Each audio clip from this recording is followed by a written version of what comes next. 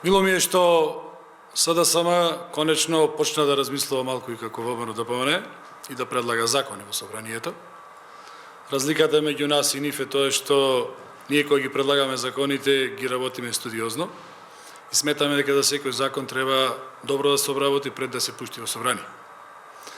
Мило ми е што јавно изразија задоволство од предложениот закон и дека ќе гласаат за него и нормално ги повикувам да се опстојат на таа нивна изјава, бидејќи во минатото многу често знаеа едно да кажат од Савајле, а попладне да го менат став.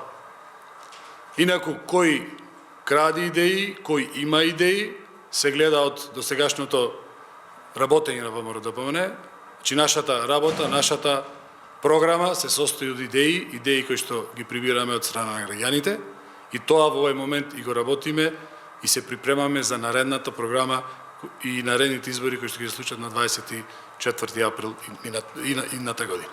Така да, на крајот на краиштата, народот ќе пресуди кој од кого краде идеи. Благодарам.